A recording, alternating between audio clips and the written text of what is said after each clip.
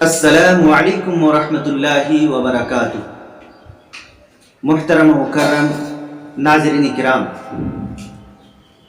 ایک سوال یہ ہے کہ کیا قرض لے کر قربانی کی جا سکتی ہے یا نہیں؟ اس کا جواب یہ ہے کہ اگر ایسا شخص ہو جو قرض لے کر قرض لی ہوئی رقم بآسانی ادا کر سکتا ہو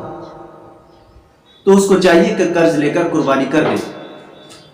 کیونکہ نبی کریم صلی اللہ علیہ وسلم نے فرمایا من کان لہ سعۃ ولم یضحی فلا یقربن مصلانا، رواہ ابن ماجہ وحسنہ الالبانی رحمہ اللہ، کہ جو شخص قربانی کرنے کی طاقت رکھتا ہو اور پھر بھی طاقت کے باوجود قربانی نہ کرے تو وہ میرے عیدگاہ میں نہ آئے۔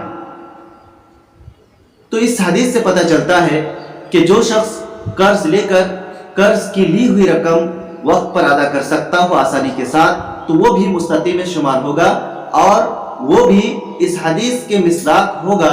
جس کے لیے آپ صلی اللہ علیہ وسلم نے فرمایا کہ من کان لہ سعۃ، کہ جس کے لیے وسعت ہو، گنجائش ہو کہ وہ قربانی کر سکتا ہو، تو اس کے لیے بھی گنجائش ہے، وہ طاقت رکھتا ہے، فی الوقت اس کے پاس پیسہ نہیں ہے تو اس کو چاہیے کہ وہ قرض لے کر قربانی کر دے۔ اسی طریقے سے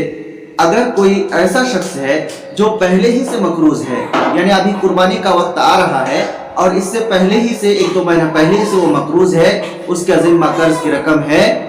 پھر اس کے اوپر سے وہ قرض لے کر قربانی کر سکتا ہے یا نہیں؟ تو اس کا جواب بھی بالکل وہی ہے کہ ہاں، اگر آسانی کے ساتھ وہ قرض لی ہوئی رقم کو ادا کر سکتا ہے اور وقت پر ادا کر سکتا ہے، آسانی کے ساتھ ادا کر سکتا ہے، تو اس کو بھی چاہیے کہ اگرچہ پہلے سے اس کے ذمہ قرض ہے وہ پھر بھی قرض لے کر قربانی کر دے،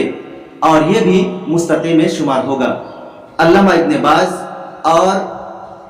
شیخ ابن عثیمین اور علامہ ابن تیمیہ اور